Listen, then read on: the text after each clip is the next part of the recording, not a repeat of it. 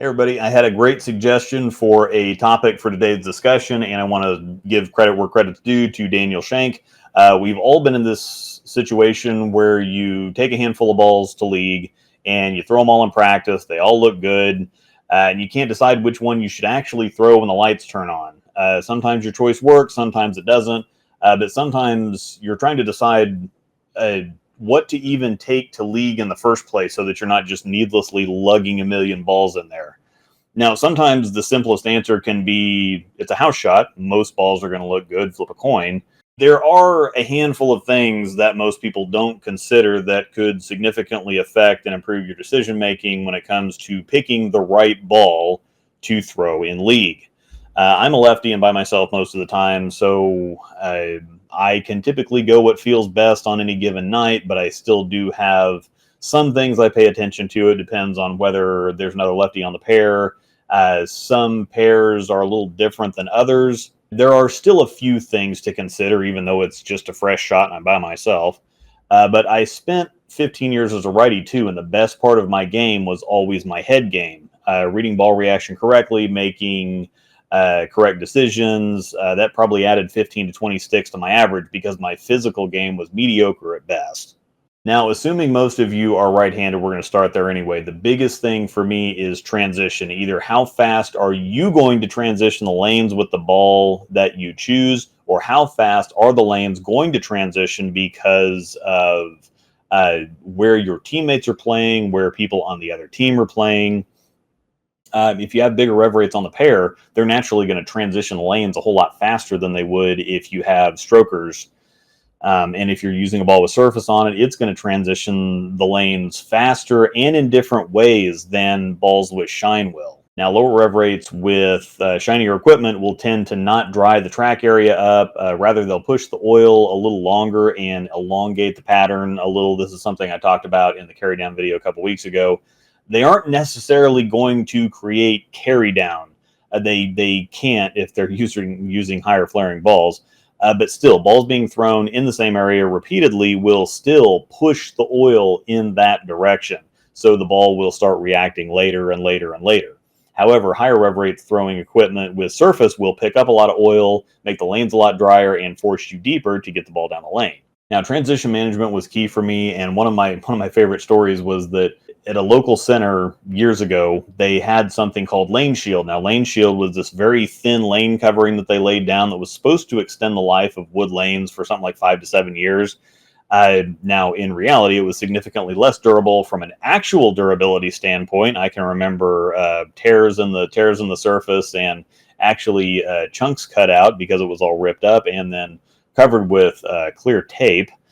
But it was also a very soft lane surface, so the pattern did not hold up well at all. So what they did is they kept adding more and more oil to the fresh to help the pattern hold up better over the night. But the problem is that people would then, of course, it's like, okay, well, there's a lot of oil on the lane, so the ball's not hooking to start the night, and so people just more surface. And so they do that for the first game. Well, then the lanes would transition really quickly. So they, by the time they got to the end of the night, they'd shoot 250 the first game, but then it'd be 2-0, 150 because they just beat the living crap out of the lanes because they just, for some reason, were chasing scores right out the gate. I, however, would use a stronger ball. I would still use a stronger ball, but I wouldn't put a whole lot of surface on it. I would kind of get to the pocket and take what I got the first game, 220, 230.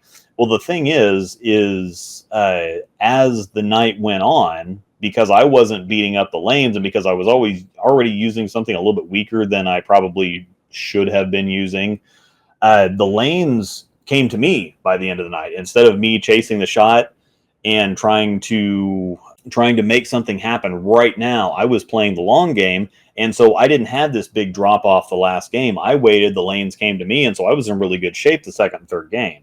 Now, beyond that, most balls generally work better in certain situations. Some balls are better on the fresh. Some balls need a little bit of transition. Some are better from straighter angles. Some need room or like to cover boards a little bit, so on and so forth.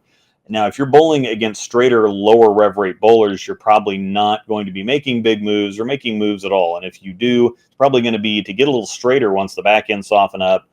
Throwing a stronger ball with surface in this situation is going to be a nightmare.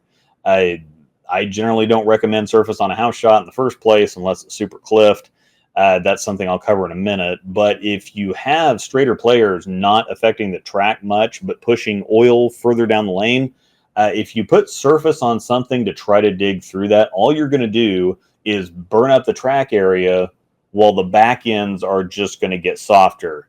Now, you're going to have dry boards in the track area forcing you in to get the ball down the lane, but you're also going to have hang on the back end. So you have to somehow, in that situation, you'd have to somehow get the ball down the lane, but then also try to get it to react on the back end, and that's a pretty tricky thing to do. It's mostly a thought process of where is everyone else bowling? What moves do they typically make? How do the lanes typically break down, or how does that pattern typically break down for you? On your more typical house shots that really aren't that crazy, I would usually start with a stronger ball that's lane shined. The strength gives you stability when the lanes are fresh, but it doesn't really beat up the condition too much. Now, if I'm bowling with other rev rates, I'm probably going to be using something cleaner and sharper. Virtual energy blackout, theorem, vaporize, stuff like that, because I'm going to want something cleaner. The first things to go are going to be the heads and the track. And so I need something cleaner to get through that to help me with a little bit of push. But then I also need to be on my toes when it comes time to move deeper, because I'm probably with a bunch of rev rate, the lanes are going to transition faster. And so I'm going to need to be ready to move deep.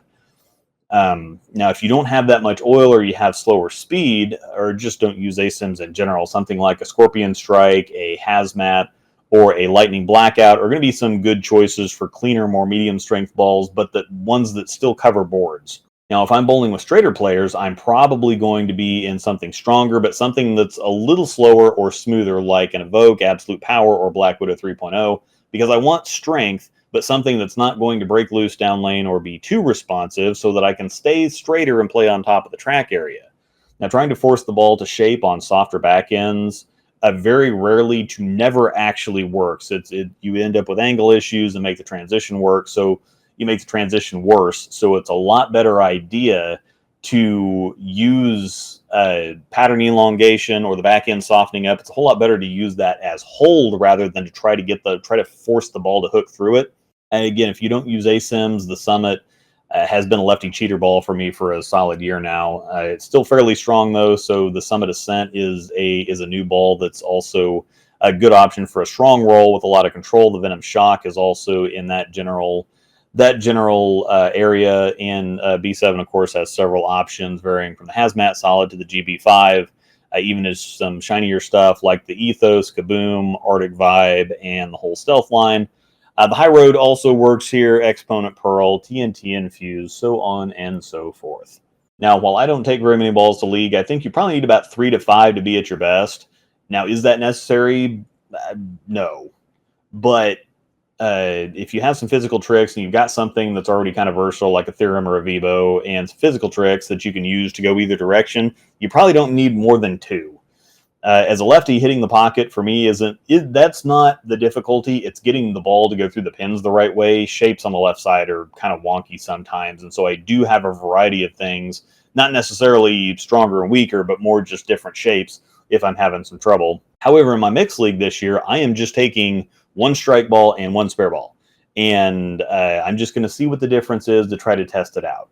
Now, learning tricks and how to work with just 1 ball that fits your game and the lanes might be the better direction versus juggling several different bowling balls, but both are sometimes necessary because some bowlers don't understand what they're doing, and that can make some things very interesting, and at some point, you just need the right tool for the right job if you're actually going to be successful. Now, this still only scratches the surface. I could sit here and ramble for another 30 minutes and come up with dozens more points and suggestions, but I think that this is the bulk. This is the most important stuff. This is going to get you in the right direction, both for starting off with the right ball and then making better adjustments later once you start paying attention to this kind of stuff. I couldn't cover all this stuff on my own if I wanted to anyway, so definitely get down there in the comments section and leave any extra tips that you have too, which naturally means that as soon as you're done watching the video, go down in the comments section and see what everybody else has left there too. don't skip the description, because there's plenty of good stuff in the description. And no bullshit, I think that I've got the smartest viewer base in the bowling video game, I guess, or whatever you want to call it. So there's going to be a lot of good stuff down there, a lot of helpful stuff. And so I appreciate you all for helping me out with that. Thanks for watching, and may the strikes be with you.